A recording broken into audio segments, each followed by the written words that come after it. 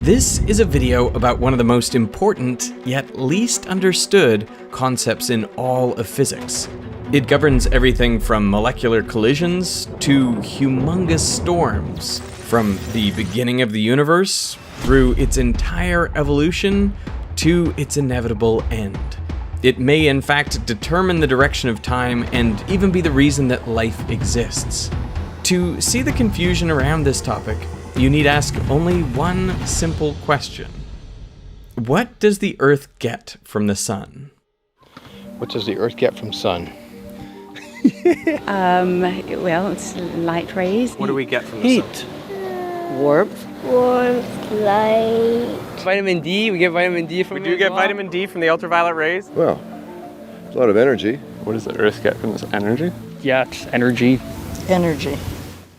Nailed it. Every day the Earth gets a certain amount of energy from the sun, and then how much energy does the Earth radiate back into space relative to that amount that it gets from the sun? Probably not as much. I don't believe it. It's just radiating right back. I'd say less. Less. I would Less. say less. I'd guess about 70%. I think it's a fraction. I'd say 20%. Because we use some of it. We use some of the energy. We consume a lot, right? But the thing about energy is it never really goes away. You can't really use it up. It would have to break even, wouldn't it? Same amount, yeah.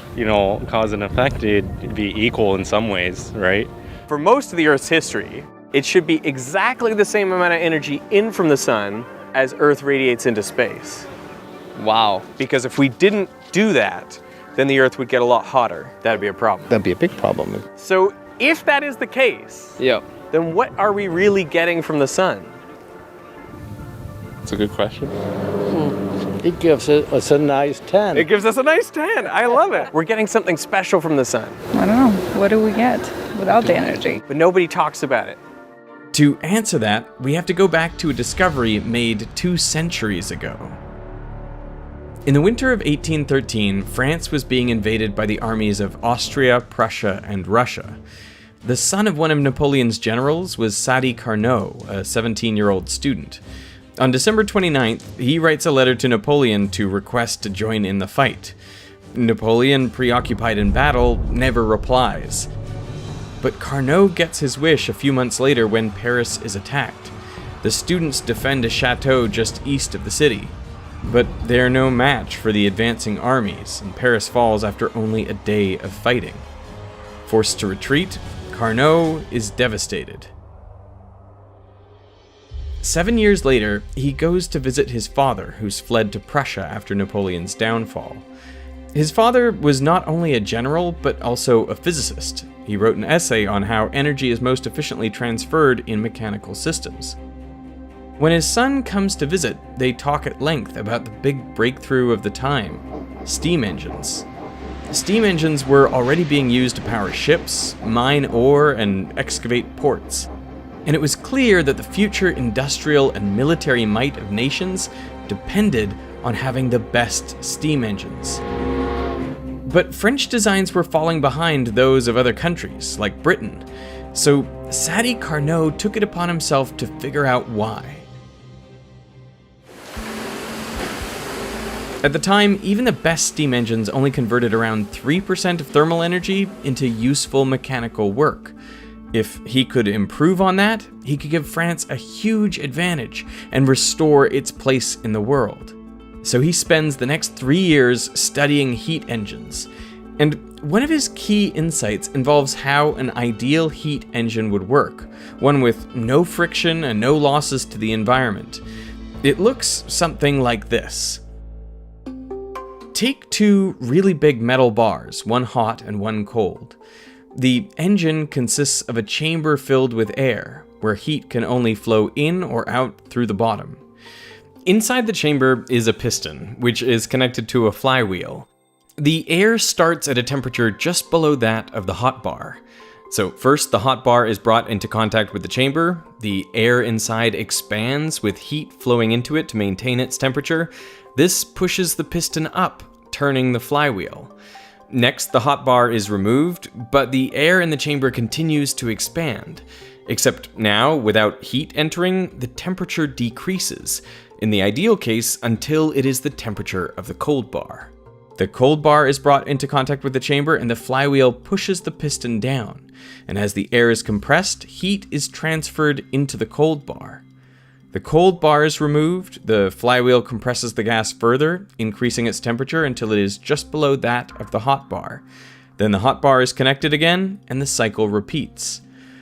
Through this process, heat from the hot bar is converted into the energy of the flywheel. And what's interesting to note about Carnot's ideal engine is that it is completely reversible. If you ran the engine in reverse, first the air expands, lowering the temperature, then the chamber is brought into contact with the cold bar, the air expands more, drawing in heat from the cold bar. Next, the air is compressed, increasing its temperature. The chamber is placed on top of the hot bar, and the energy of the flywheel is used to return the heat back into the hot bar. However many cycles were run in the forward direction, you could run the same number in reverse, and at the end, everything would return to its original state, with no additional input of energy required. So by running an ideal engine, nothing really changes. You can always undo what you did. So what is the efficiency of this engine? Since it's fully reversible, you might expect the efficiency to be 100%. But that is not the case. Each cycle, the energy of the flywheel increases by the amount of heat flowing into the chamber from the hot bar, minus the heat flowing out of the chamber at the cold bar. So to calculate the efficiency, we divide this energy by the heat input from the hot bar. Now the heat in on the hot side is equal to the work done by the gas on the piston. And this will always be greater than the work done by the piston on the gas on the cold side, which equals the heat out. And this is because on the hot side, the hot gas exerts a greater pressure on the piston than that same gas when cold. To increase the efficiency of the engine, you could increase the temperature of the hot side, or decrease the temperature of the cold side, or both. Lord Kelvin learns of Carnot's ideal heat engine and realizes it could form the basis for an absolute temperature scale. Imagine that the gas is allowed to expand an extreme amount, so much that it cools to the point where all the gas particles effectively stop moving. Then they would exert no pressure on the piston, and it would take no work to compress it on the cold side, so no heat would be lost. This is the idea of absolute zero, and it would make for a 100% efficient engine. Using this absolute temperature scale, the Kelvin scale, we can replace the amount of heat in and out with the temperature of the hot and cold side respectively, because they are directly proportional. So we can express efficiency like this, which we can rewrite like this. What we have learned is that the efficiency of an ideal heat engine doesn't depend on the materials or the design of the engine, but fundamentally on the temperatures of the hot and cold sides. To reach 100% efficiency, you'd need infinite temperature on the hot side or absolute zero on the cold side, both of which are impossible in practice. So even with no friction or losses to the environment, it's impossible to make a heat engine 100% efficient. And that's because to return the piston to its original position, you need to dump heat into the cold bar, so not all the energy stays in the flywheel. Now, in Carnot's time, high-pressure steam engines could only reach temperatures up to 160 degrees Celsius, so their theoretical maximum efficiency was 32%, but their real efficiency was more like 3%. That's because real engines experience friction, dissipate heat to the environment, and they don't transfer heat at constant temperatures. So for just as much heat going in, less energy ends up in the flywheel. The rest is spread out over the walls of the cylinder, the axle of the flywheel, and is radiated out into the environment. When energy spreads out like this, it is impossible to get it back. So this process is irreversible. The total amount of energy didn't change, but it became less usable. Energy is most usable when it is concentrated, and less usable when it's spread out. Decades later, German physicist Rudolf Clausius studies Carnot's engine, and he comes up with a way to measure how spread out the energy is. He calls this quantity entropy. When all the energy is concentrated in the hotbar, that is low entropy. But as the energy spreads to the surroundings, the walls of the chamber and the axle, well, entropy increases. This means the same amount of energy is present, but in this more dispersed form, it is less available to do work. In 1865, Clausius summarizes the first two laws of thermodynamics like this. First, the energy of the universe is constant. And second, the entropy of the universe tends to a maximum. In other words, energy spreads out over time. The second law is core to so many phenomena in the world. It's why hot things cool down and cool things heat up, why gas expands to fill a container, why you can't have a perpetual motion machine, because the amount of usable energy in a closed system is always decreasing. The most common way to describe entropy is as disorder, which makes sense because it is associated with things becoming more mixed, random, and less ordered. But I think the best way to think about entropy is as the tendency of energy to spread out. So why does energy spread out over time? I mean, most of the laws of physics work exactly the same way, forwards or backwards in time. So how does this clear time dependence arise? Well, let's consider two small metal bars, one hot and one cold. For this simple model, we'll consider only 8 atoms per bar. Each atom vibrates according to the number of energy packets it has. The more packets, the more it vibrates. So let's start with 7 packets of energy in the left bar and 3 in the right. The number of energy packets in each bar is what we'll call a state. First, let's consider just the left bar. It has 7 energy packets which are free to move around the lattice. This happens non-stop. The energy packets hop randomly from atom to atom, giving different configurations of energy. But the total energy stays the same the whole time. Now let's bring the cold bar back in with only 3 packets and touch them together. The energy packets can now hop around between both bars, creating different configurations. Each unique configuration is equally likely. So what happens if we take a snapshot at one instant in time and see where all the energy packets are? So stop. Look at this. Now there are 9 energy packets in the left bar and only 1 in the right bar. So heat has flowed from cold to hot. Shouldn't that be impossible because it decreases entropy? Well, this is where Ludwig Boltzmann made an important insight. Heat flowing from cold to hot is not impossible, it's just improbable. There are 91,520 configurations with 9 energy packets in the left bar, but 627,264 with 5 energy packets in each bar. That is, the energy is more than 6 times as likely to be evenly spread between the bars.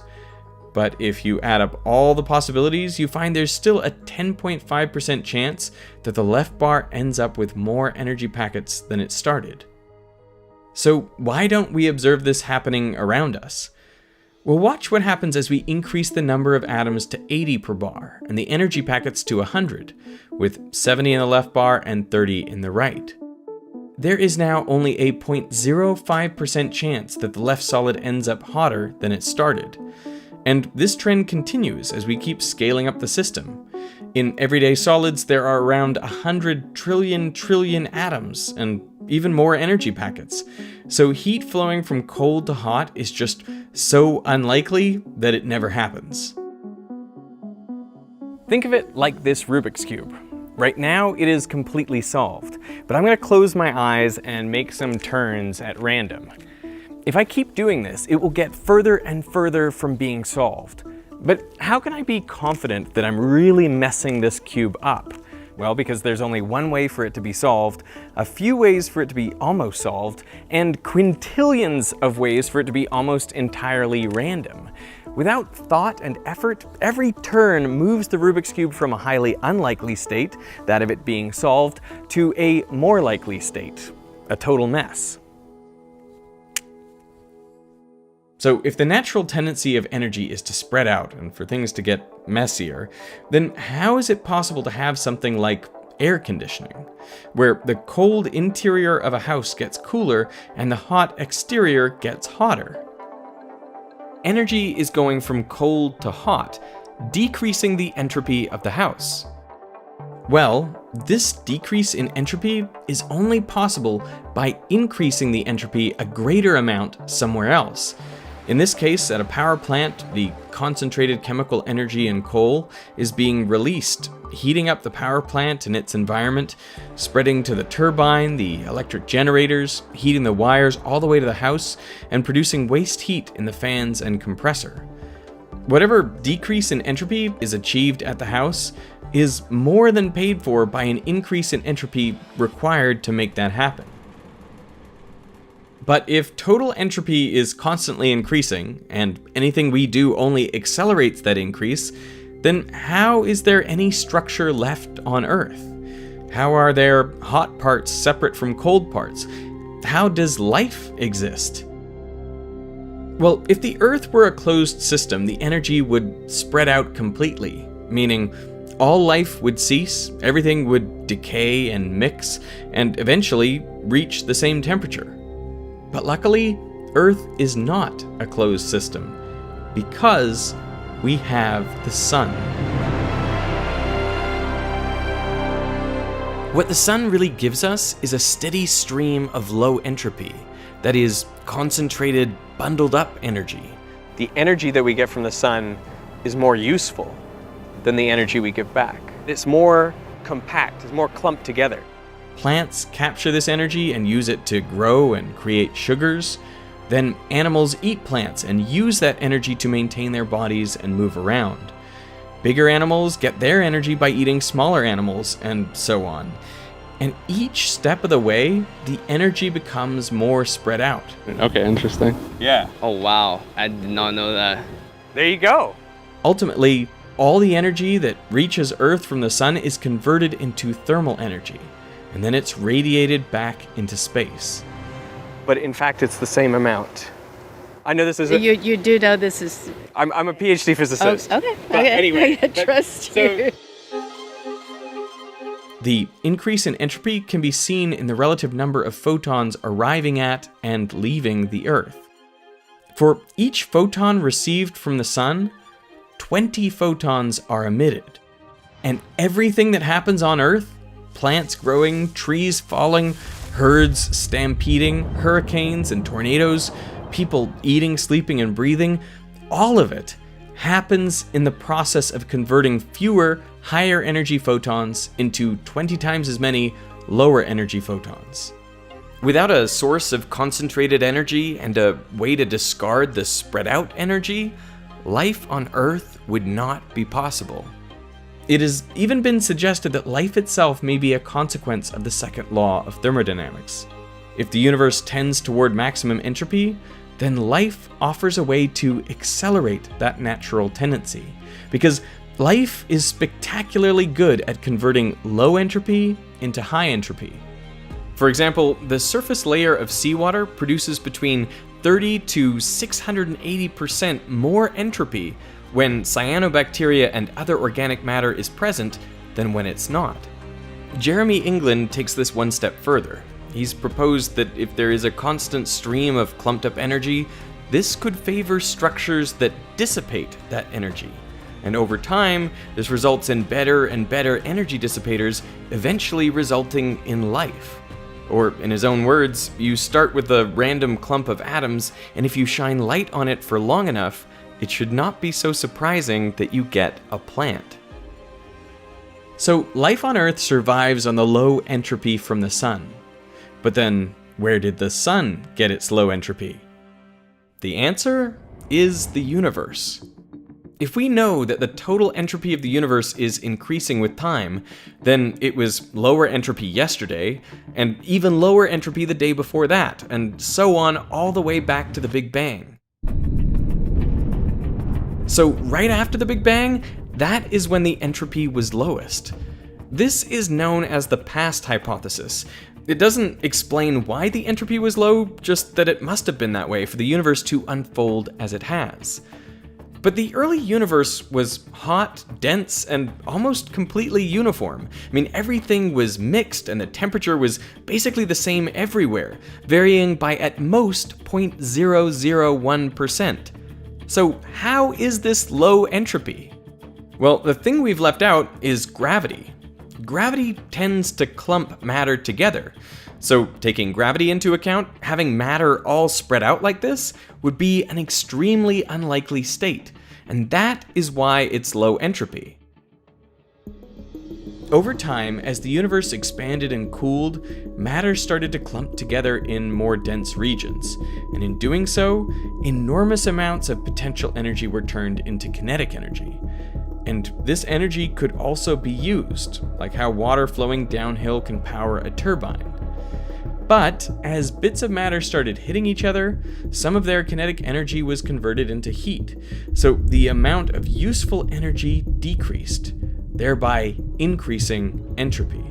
Over time, the useful energy was used. In doing so, stars, planets, galaxies, and life were formed, increasing entropy all along.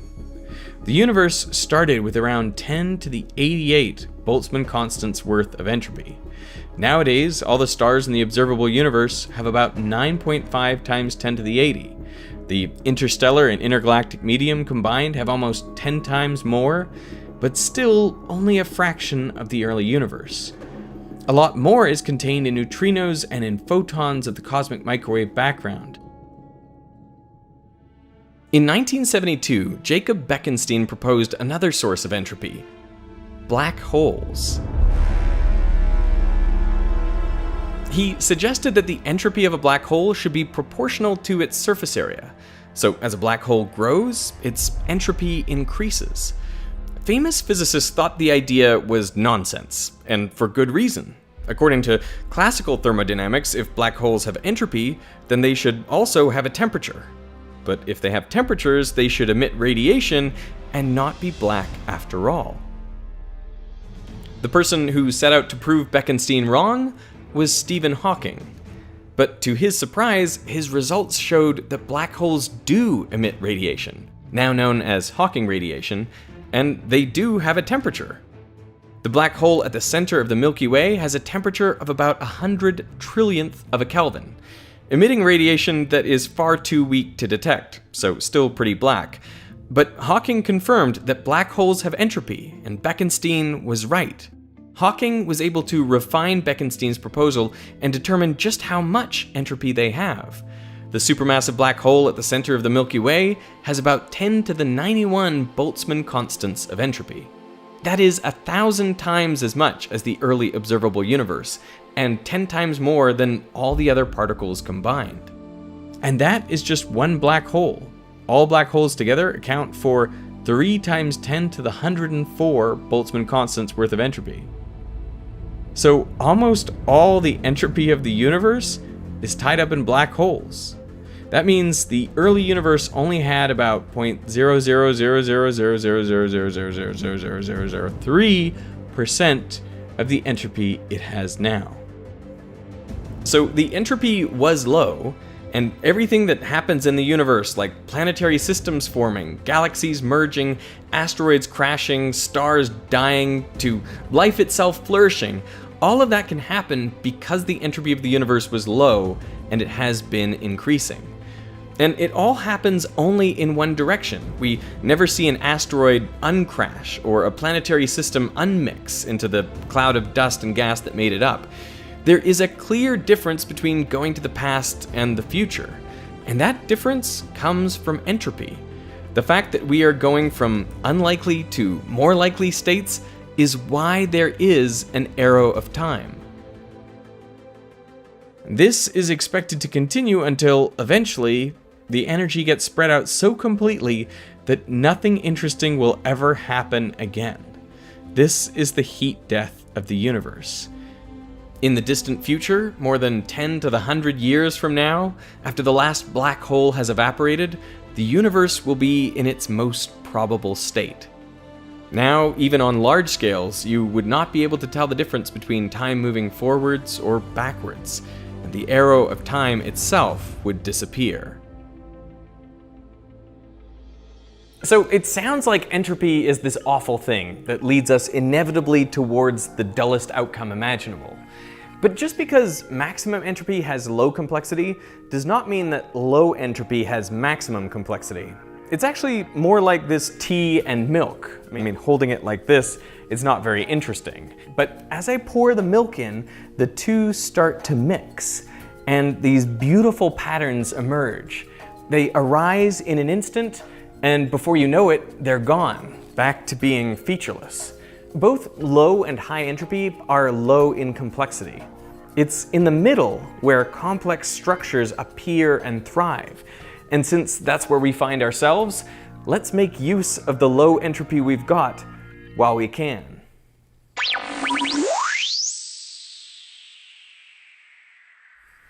With the right tools, we can understand just about anything, from a cup of tea cooling down to the evolution of the entire universe. And if you're looking for a free and easy way to add powerful tools to your arsenal, then you should check out this video's sponsor, Brilliant.org. With Brilliant, you can master key concepts in everything from math and data science to programming and physics. All you need to do is set your goal, and Brilliant will design the perfect learning path for you, equipping you with all the tools you need to reach it. Want to learn how to think like a programmer? Then Brilliant's latest course, Thinking in Code, is a fast and easy way to get there. Using an intuitive drag and drop editor, it teaches you what you really need to know, including essential concepts like nesting and conditionals. You can start by jumping right in to program a robot, and then learn how to apply your new tools to your everyday life, like automating reminders on your phone or building a bot that filters your matches on a dating app. What I love about Brilliant is that they connect what you learn to real-world examples. And because each lesson is hands-on, you'll build real intuition, so you can put what you've learned to good use. To try everything Brilliant has to offer free for a full 30 days, visit brilliant.org/Veritasium. I will put that link down in the description. And through that link, the first 200 of you to sign up will get 20% off Brilliant's annual premium subscription. So I want to thank Brilliant for sponsoring this video, and I want to thank you for watching.